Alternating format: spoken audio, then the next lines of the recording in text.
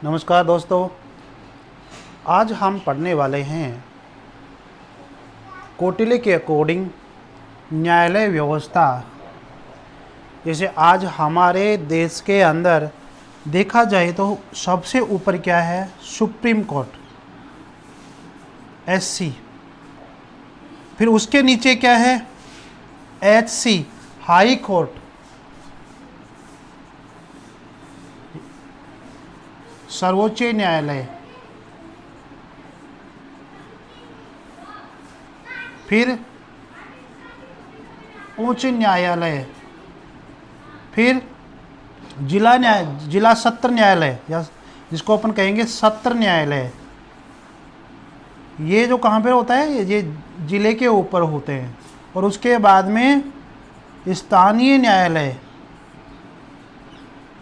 जो कि हर पंचायत समिति, हर ब्लॉक पे होते हैं ये। तो इस तरह से हमारे वर्तमान में क्या है कि न्यायालयों की व्यवस्था है। उसी प्रकार से कौटिल्य ने उस जमाने के अंदर न्यायालयों की व्यवस्था की थी। उसने कहा कि सबसे जो नीचे स्तर का जो न्यायालय होता है वो कौन सा होता है? जनपद। कौन सा होता है? जनपद, ठीक है। उसके ऊपर जो न्यायालय होता है वो कौन सा होता है? संग्रहण न्यायालय। और उसके ऊपर जो न्यायालय होता है वो होता है द्रोणमुख।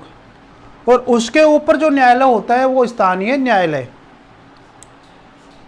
देखिए, आज हमारे यहाँ पर स्थानीय न्यायालय है और कौटिल्य के विचारों में स्थानीय न्यायालय है। कौटिल्य के विचारों में जो स्थानीय न्यायालय होता था वो एक सुप्रीम कोर्ट होता था। देखते हैं जनपद न्यायालय क्या होता है। यह 2 गांवों या 2 राज्यों की सीमा पर बना रहता था। ये 2 राज्य है या इसको अपन 2 गांव कह सकते हैं। कौटिल्य ये कहता है कि या तो 2 गांवों के बीच में या 2 राज्य के बीच में जो न्यायालय बना रहता था उसको अपन क्या कहेंगे? तो राज्य तो हम कह नहीं सकते क्योंकि कौटिल्य ने ओब्लिक में लगाकर क्या कहा कि 2 गांवों के बीच में, तो ये गांवों का एक न्यायालय हो गया। अभी होता तो क्या है कि राज्य का नाम क्यों दिया गया है? क्योंकि पुराने समय के अंदर जो रियासतें होती थी, तो उनको राज्य भी बोल दिया करते थे। ठीक है, राज्य भी बोल दिया करते थे। तो उस स्थिति में यहाँ पर कहीं ना कहीं राज्य शब्द आया है कि 2 गांवों या 2 राज्यों की सीमा पर जो न्यायालय बना रहता है यहाँ पर वो होता है जनपद न्यायालय, जिसका नाम है जनपद संधि न्यायालय। आप इसका याद रखें। दूसरा होता है संग्रहण न्यायालय, जो इसके ऊपर होता है। ठीक, संग्रहण न्यायालय का मतलब होता है कि जो 10 गांवों के समूह के ऊपर, 10 गांवों के समूह, 1 2 3 4 5 6 7 8 9 10 11 12, ये 10 गांवों के ऊपर जो न्यायालय हुआ करता था वो क्या होता था? संग्रहण न्यायालय। आप ऐसे याद कर लेना। द्रोणमुख न्यायालय ये होता था 400 गांवों के समूह के ऊपर।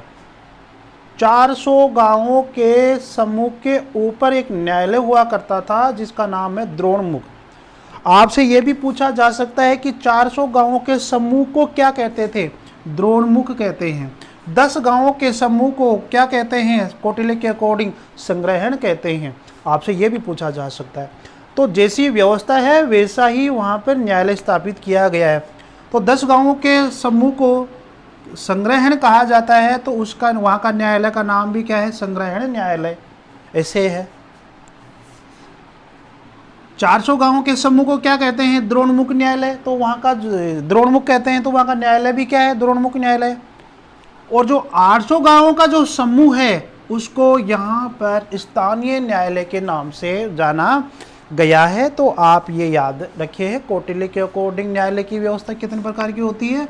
4 प्रकार की होती है। दोस्तों, न्यायालय चाहे कितने भी प्रकार के होते हैं, ये हो सकते हैं, लेकिन विवादों के आधार पर देखा जाए तो विवाद जो है मुख्य रूप से 2 प्रकार के होते हैं। एक तो होता है दीवानी विवाद होते हैं, एक होते हैं फौजदारी विवाद होते हैं। तो कौटिल्य ने भी कहीं ना कहीं अपने जो 4 प्रकार के जो न्यायालय हैं उनको विवादों के आधार पर 2 प्रकार से ही वर्गीकृत किया गया है। दीवानी न्यायालय यानी कि जहाँ पर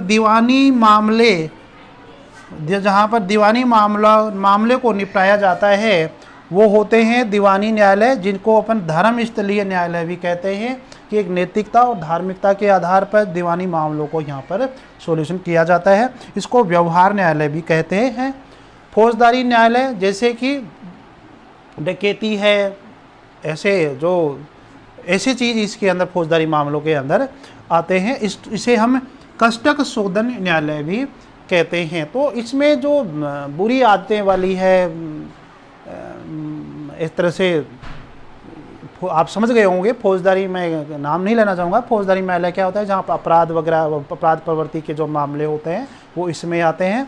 तो हम इसको कष्टक शोधक न्यायालय भी कहते हैं। तो आपसे पूछा जा सकता है कि कौटिल्य के अकॉर्डिंग न्यायालय होते हैं या न्यायालय है, निम्न में से न्यायालय है, तो कष्टक शोधक न्यायालय किसका है, कौटिल्य ने बताया है। दूसरा कि दीवानी न्यायालय है। तो ऐसे थे प्रश्न पूछकर आपसे किया जा सकता है कौटिल्य के अकॉर्डिंग न्यायालय है, तो ये ऑप्शन में नहीं आते हैं क्योंकि ये तो सबको पता है। तो ऑप्शन में ये रहेंगे कि ए, दूसरे ऑप्शन में आएगा बी। ठीक है, तो ऑप्शन रहेगा नीचे कि ए, केवल बी या ए और बी दोनों। तो ए और दोनों, बी दोनों न्यायालयों के नाम है। दोस्तों आगे बात करते हैं हम कि राजा के गुण, कौटिल्य के अकॉर्डिंग राजा के गुण क्या होना चाहिए। राजा के मुख्य रूप से 4 गुण होने चाहिए। अभिगामिक गुण, आगे बढ़ने का हमेशा गुण होना चाहिए, ऐसी उसकी लालसा होनी चाहिए। प्रज्ञा गुण, उत्साह गुण, आत्मसंयम का गुण, ये 4 विशेष गुण होने चाहिए कौटिल्य के अकॉर्डिंग राजा के अंदर। और राजा का नाम क्या है, विजु गीसु। आपसे पूछा जाए कि कौटिल्य के अकॉर्डिंग राजा का नाम है तो विजु गीसु है, जो कि दुनिया को जीतने वाला, जैसे सिकंदर की तरह। अब हम कौटिल्य के अकॉर्डिंग 4 विद्याएं जो होती है, विद्या होती है, जो ज्ञान होता है, उसके बारे में अपन देखते हैं।